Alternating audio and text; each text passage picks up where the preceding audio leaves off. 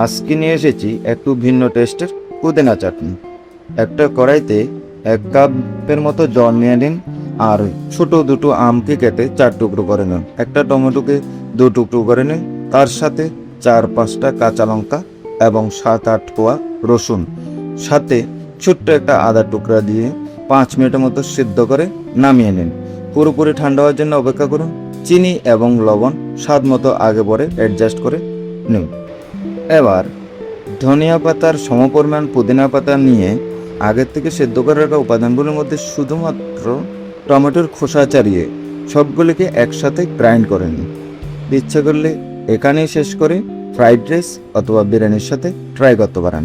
নয়তো আর একটু আপডেট করার জন্য গ্যাস স্টোভে একটা কড়াই বসিয়ে 1 টেবিল চামচ সরিষার তেল দিন। তেলটা গরম হয়ে এলে ফোড়নের জন্য 2টো কাঁচা লঙ্কা আর 1 চামচ গোটা সরিষা দিয়ে দিন। সরিষাগুলি ফুটতে শুরু করলেই গ্রাইন্ড করে রাখা মিশ্রণটা দিয়ে দিন। 2 মিনিট মতো নাড়াচাড়া করেই নামিয়ে নিন। বাস, হয়ে গেল চটপটা পুদিনা চাটনি।